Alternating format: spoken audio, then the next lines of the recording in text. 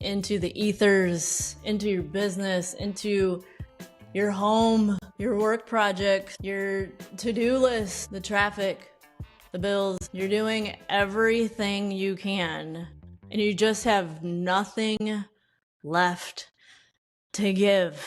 The amount of times we feel that in life, in the chapters that we're in, we are speaking about that middle ground again, aren't we? It's like that end of that middle phase before the breakthroughs or the breakdowns, and we're exhausted. You ever reach that point in the evening and not want one more person to need something from you? Ever have to cancel plans because you've reached that point and you're just like, I'm sorry, I just don't have it in me. I can't go. Maybe the plans were your idea to begin with, and you're the one canceling it. You ever ignore texts because you just got nothing left, or just want some silence? Like, we love our people, right? We love them with everything we've got. We love the work that we're doing, the projects we're working on, the relationships that we're building. But at the same time, sometimes we just want to freaking disappear for 5 minutes, disappear for an hour, disappear for a month. How's that guilt feel in hindsight when you think about the times that you did just cancel or go in your room and close the door for the rest of the evening? Or for an entire day? Do you wonder what's wrong with you? Maybe nothing's wrong. Maybe you've simply been exhaling, exhaling, exhaling. And you just need a great big inhale. I'm not talking about breathing practices. I'm not talking about meditation.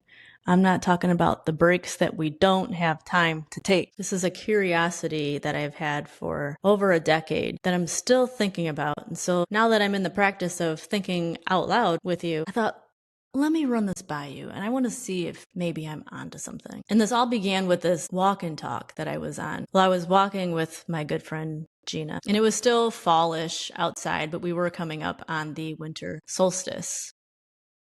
Actually, what great alignment is this? We just entered our summer solstice. So maybe that's why this is coming up, because maybe I'm just kind of reflecting on that solstice energy and what this means to us as creation right now. But anyway, so we're on a little walk and we're just chatting about life, just connecting, and we're pointing out the beauty of fall. Mind you, it's a little chilly. It's gray. If you've known me for any period of time, you know that I talk about gray days as if it's another bill in my mailbox. We don't get along well. But anyway, so as I leaned into that and, really just kind of pissing on the beauty of fall, because I was like, well, you know what comes next? Good old winter. The winter blues, where we're stuck indoors, we're in our caves, and guess I'll see you in the spring when we come back out. This is that point where I get depressed. And she stopped me in my tracks, and she gave me a perspective that I eventually analyzed and peeled back the layers of every angle of it, that now makes me want to just kind of explore this out loud with you today. She said, well, if you lean in on creation, nature, everything that we're surrounded by right now, she said, winter is a giant inhale for creation. It's inward. There's more introspection. We're working on things on the inside. The trees are working on the inside. They're not dead. Plants, everything goes inward. And because we're working on so much on the inside, it requires more rest, which just also happens to be the days aren't as long. There's more darkness in winter. So it's also inviting us to rest more, sleep more, recover. There's so much invisible growth going on inside of us that we need to rest more. She said, think about it. The summer is a giant exhale. It's expression, the opposite of depression. It's expression. It's connection, activity, blooming. Summer in itself is able to exhale because the winter inhaled. I had never thought about our seasons like that before, but it made perfect sense. Maybe this invitation to go inward wasn't me just going into isolation, being depressed, being in my head too much. I thought there was something wrong with me. So anyway, so then over the years, I've thought about this so much, and just peeling back the layers, walking through the seasons with this mindset with this perspective, being connected one with creation, to learn from it, to let it guide and connect to what I'm moving through. So I started applying this to each of my seasons, the times that I'm doing, the times that I'm receiving, the times that I'm doing the output, and the times that I'm receiving input, the times that I'm providing, and the times that I'm being provided for. And then I took it further. What if we were more purposeful about that in our day? Moving as a rhythm in our day, where it's taking turns, outputting and inputting, exhaling and inhaling. It's not about the air or the breath in our lungs. It's about how our life breathes, all the roles that we play, all the departments in our life. What if our days need these alternating seasons too? I think about the social hangovers, I call them. Social hangovers I go through. So 2 days ago, I had a social day, and it was an amazing day. And then yesterday, it was my social hangover day. It was my isolation. It was shut off my face. I don't want to talk. Not because my social day was bad. It was an amazing day that I'm still floating on. But when we're in that output mode, it doesn't even have to be social. Like I said, it could be work. It could be handling a million emails. It could be the text threads you're in. It could be just texting multiple people, different topics. It's output, output, output. It could be the output you're putting into your home, the errands you're running, the situations you're responding to, whether it's physically, mentally. It could be strategy. It could be that you're constantly reading the room, being available, carrying energy.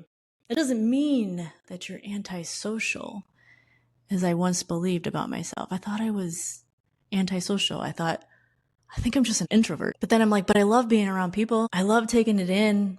I love people watching. I love seeing how different people are. I love seeing how people do things differently. I love conversation. But maybe all that we're doing, even if it's simply being alert, ready to respond, ready to be creative for the next strategy, maybe that's all just one long exhale. And so maybe that social hangover that kicks in the evening towards the end of your day, or it's the entire next day, is really just that isolation coming in as an emergency inhale. Like, you've exhaled all that your life can. And now it's, I just need to take a breath in. I've got nothing left to give. Let's talk about that give. Let's talk about that exhale. Maybe you're constantly generating an experience for everyone else. Maybe even for yourself. You're just constantly generating an experience. You're producing, leading, deciding, solving, managing, maybe performing. Maybe you want to just be pajamas, but you get up, get yourself together, put on the part, and do the damn thing. That exhale is also in the responding. It's in the carrying. While in the opposite, the inhale of life is when we're receiving, listening, learning, letting someone else lead. We're just being guided, taking something in. Makes sense why we jump to doom scrolling, right? We're like, let me just mindlessly take something in. And we start consuming content, information, snacks, maybe a glass of wine. We start consuming because we're trying to take something in for once after outputting all day. Or we're ending a season by doing this. Celebration for ourselves.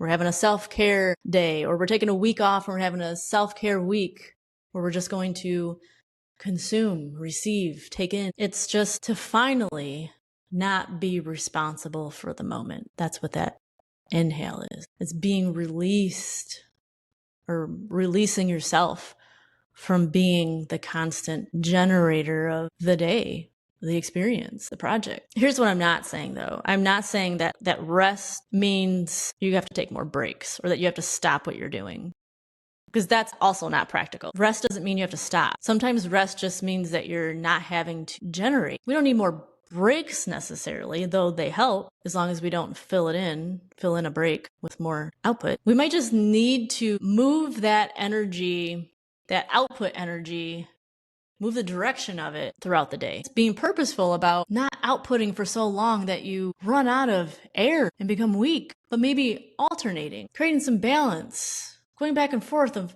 on purpose.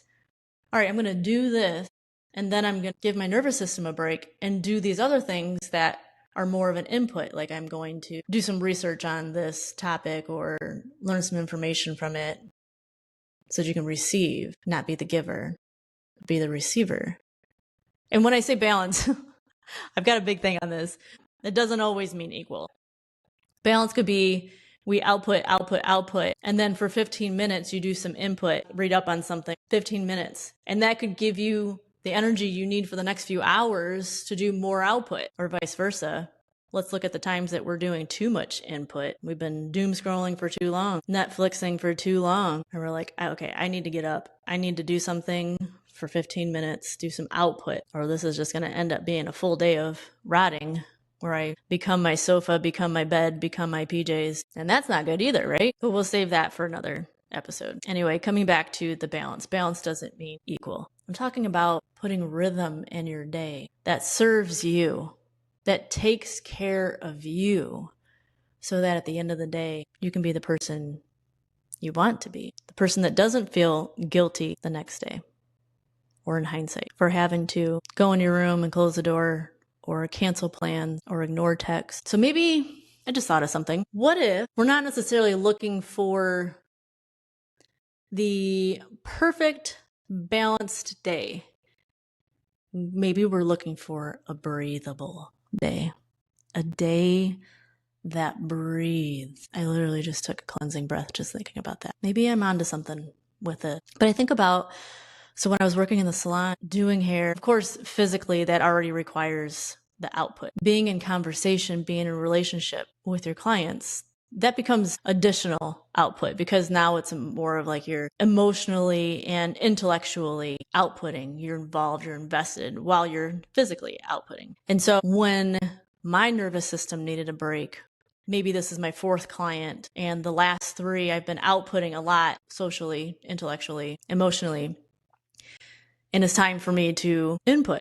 I would just ask them questions until we got into a topic that they loved and ran with, whether it's the latest that's going on with work or in their personal lives, or a new project they're working on, their gardening, something that gets them going, gets them talking. Now I can be the receiver. I can focus on my physical output and just be the receiver. I don't have to entertain. I don't have to sit here and talk about my life. They don't want to hear about my life, and I let them carry the conversation, carry the stories. I think in that I really learned what listening means. I'm not preparing for a response, waiting my turn, right? Instead, it was just, no, this is a no judgment zone. You're not here for advice. You're here to get your hair done and have this fellowship together, this connection. And of all the people who listen in order to reply, let me be the one person who's not doing that to you. You're allowed to finish your own sentences, tell your whole story. Think about your thoughts and strategies out loud. No judgment zone. I'm not here to tell you how to do it, that you should do it differently, or that you should have responded to your sister-in-law differently. This is just a place where it can land. And I really learned the gift of listening for both of us, because that gave me my resting period to go into that input mode, that inhale mode, so that I could come back and have the strength to exput when it was needed, when she needed my advice on how to style her new hair, what products to use, or even educate her on what to expect in the next phase of her hair goals. I was just able to just listen while I was working. Plus, you know what? It just gave me a break from my own thoughts. You know, like we live in our own head all of the time. It's the same voice. It's the same chatter. It's the same things that I'm working through all the time. I'm like, no, please tell me about your life. I listen to mine all day. Give my brain a break. So I'm still able to serve, but I'm also receiving. Listening is such a topic, right? And just because we're listening doesn't automatically mean we're inhaling, because sometimes we're just preparing for a response. We're waiting for our turn. We're solving in our brain the whole time, creating strategies. It's like listening, it becomes an inhale when we stop using their words as preparation for our words. Oh, wait. Yeah, I like that. Listening becomes an inhale when we stop using their words as preparation for our words. Okay, so moving on. Everyday breathing. Even if we're in our car, we might be exhaling in our car as well. We're doing the calls, we're doing the planning. Maybe we're mentally rehearsing how a conversation is going to go. Maybe it's the exhale we need, even like we're turn on the music and we're going to turn on music that we know the words to so we can get it all out, because maybe we've been in meetings all day or just inputting all day and we're just like, I need to express. But sometimes in the car, it's our inhale. It's the music that we are receiving. We're inhaling the music. It's the time that we might go into silence even. Or maybe it's a podcast like this one, where you can come into the space. You can rest your nervous system. You can simply receive. I'm not giving you instructions. I'm not giving you a 5-step homework assignment for the week. We're just going to sit here and we're going to wander through some thoughts together, right? We're going to sit with the moments that we don't either sit with long enough or we just haven't built a relationship with yet. So maybe the inhale is enjoying a nervous system break. And what about parenting? The exhale, is directing, it's correcting, scheduling, all things that are necessary. They're not wrong. We're supposed to, guide as parents. That's the exhale. So what's the inhale look like? Maybe it's just letting them take the wheel, letting them show us their world. Whether it's literally letting them show us something that they've done, created, or maybe it's just them telling us. Maybe it's us asking enough questions where they take off with the conversation and we get to just receive, right? Take those few minutes to just see what it's like to be in their mind, the curiosities that they have, the thoughts.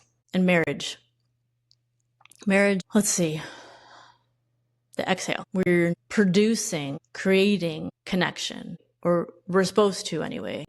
Right? Where the inhale is where we receive each other, being able to, again, ask them how their day went or ask them the latest on a project they're working on, where we're not having to create the experience, create the conversation, but let ourselves just rest into it and let them lead it. Even if we don't understand all of their shop talk, it's a win-win for both of us. I get to rest. I don't have to host this conversation. And sometimes just being quiet together, that's still connection too, because maybe you both need that inhale time. And what about work? Work, it's problem solving, it's deciding, it's presenting. That's all the exhale. That inhale can be where we're letting someone else guide, someone whose strengths on a topic might be better than yours. It doesn't have to feel competitive. It's just, no, this is an opportunity to just receive, to just listen, to just learn. Our day needs that. Maybe place those conversations or those meetings right after an output session. And what about creativity? We talk about that a lot here. The exhale would be the making, the sharing, the expressive part, where the inhale is probably what I was in yesterday. More of the inspiration part. It's the observation as I was leaning in on the breathable life. Creativity sometimes is receiving other creativity, like watching art be made. It's receiving music, just listening to it and just letting it land. But let's move into the doom scrolling thing. I've always thought like, oh no, I just want to shut my day off, or I've been going for months straight. I'm going to have a day where I'm going to do absolutely nothing. And I'm just going to doom scroll mindless, right? Or appears to be mindless. Because yesterday I started thinking, well, it looks passive, feels like it's just receiving. But in reality, it's constantly recruiting my emotions in that I'm not given permission to. I mean, I guess I am by showing up, but it's pretty bossy. It's constantly telling me what to feel. Like, okay, when you watch this one, you're going to feel fear. All right, scroll to the next one. Oh, are you pissed off now? Yeah, I made you feel anger, didn't I? And emotions are expression. It's output. Even though we're going through it internally, if we feel those emotions, that's like oozing through our pores. That's like a pimple trying to come out or trying to open, right? It's pushing expression. So it's doing. Isn't this crazy? It was one thing when it was a thought yesterday when I was thinking about it. I'm like, oh, wow. But right now that I'm giving a voice to it, I'm like, oh my gosh. No wonder we're still exhausted. It's telling me to feel fear, and I feel it in my body. My body's pushing out fear. It's pushing out anger. It's pushing out sadness. Gosh, I can go from like a laughing video to suddenly I'm in tears. It pushes out comparison feelings. It's pushing out opinions that really have nothing to do with me. Maybe judgment too. It's got nothing to do with me. Why am I pushing out judgment on something that's got nothing to do with my life? Pushes out outrage, reaction. I mean, obviously it's great when it pushes out laughter and joy, but it made me think not everything we take in gives us the breath we need. We might go into it as in taking it in, but when it's pushing stuff out of us, we're not taking things in, are we? It's like choosing fast food. It's choosing a very processed meal when we left our house to go get something healthy because maybe we are malnourished. We need some nutrients. Input is not always replenishment. Ooh. Like, is it actually restoring you to be doom scrolling? Is it actually restoring you because you're filling your stomach, even though it's with junk? It's like just filling the space. Doom scrolling is doing that same thing. It's just filling the space with what? With more noise, with more emotions now that we've got to balance and get through. And now what are we going to do with these new opinions or judgment or outrage that we now have living in our body? We gave ourselves more to do, more to work through. And I think about the incredible compliments and feedback that I receive from all of you on whether you're complimenting my voice, that I've always made fun of. I've always said I've got a middle school boy voice, but you find it soothing. But maybe it's not about the voice, but maybe it's the space that this provides that gives you the inhale that you desperately need. Because when you come here, you get to take a break from leading. There's nothing here that you need to solve. There's nothing here that you have to respond to. I'm not leaving you with assignments. I'm by myself most of the time. I'm inputting probably too much. So we're helping each other out. I get to give. You get to just simply receive. This is a place where someone else holds the conversation. And together we can wonder without needing to perform. Neither one of us. There's no camera on me. I get to just think out loud, and you get to be there receiving. You don't have to put a face on. You don't have to show the face that looks like you're interested. You get to keep your RBF. You don't have to nod. You don't have to say, It's crazy because I feel like in a way that our culture or maybe our upbringing, it's probably more like the culture for us. Giving is how we belong, right? It's where we get that acceptance. It's like to be useful, needed, be the strong one, be the helpful one, being competent, dependable. Where in the opposite, receiving kind of feels vulnerable. And maybe it's because receiving asks us to stop proving, stop getting approved. Maybe some of us learned that exhaling is how we earn our place. That really explains so much. The culture where we value ourselves based on how much we've done. I think that was episode 6 where we talked about the checklist. Living on energy drinks, caffeine. Makes sense that some of us learned that exhaling, constantly doing, giving is how we earn our place. The more we do equates to being more valuable. It's earning our place. So no wonder we reached this point of, I have nothing left to give. That's not failure. That feeling is probably information. What's been moving outward all day? What have you not allowed in? Do we just need to be quiet for a minute? Do we need support? Music? Solitude?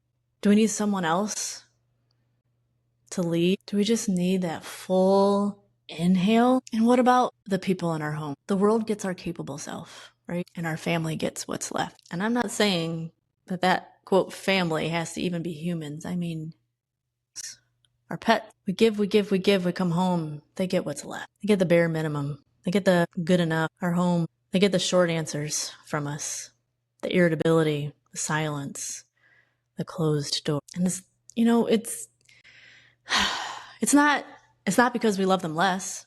We just spent our last breath elsewhere. But let's talk about how we become an inhale for others, how we can give them rest, let them stop performing. We're not demanding an expectation or demanding a connection. We can just offer the quiet. I hope that's what this podcast is for you. Sometimes giving them the inhale that they need means that this time we carry the plan. And I think this works a lot in partnerships, not just the partner that you live with, but in work partnerships as well, where we just kind of take over and create the moment that they don't have to create or generate. Are we onto something? I think about the cultures and the countries that they do this so well. Well, even here in the States, because I don't know if this is actually true. I don't know if I made this up or if somebody told me this, but somewhere along the way in all of our travels here, this concept was put in my mind that the further east you go, the more people interrupt conversation. But the further west you go, they don't. And me being from Ohio, I'm closer east, so I'm terrible. I'm trying to be better. I'm terrible about interrupting people because I get excited. And I'm quick to jump on the me too, or the, oh yeah, I get it because I did the blah, blah, blah, blah. But I of course notice it more in myself the further west I am because I just keep interrupting and they're not interrupting me at all. But yeah, in other, not just different cultures in our own country, but in other countries too, they just have such a cadence, such a rhythm of giving, receiving. It's in their day. It's in their conversations. It's just in who they are. And back to Gina telling me this about winter and summer, it was like, that's it. The years that I've spent peeling the layers back on this and trying that on to the different seasons in my life and even down to the day, I was like, that's got to be it. That's got to be why these cultures feel like they just have such a beautiful rhythm. And at the end of the day, they still have room to keep that cadence, that keep that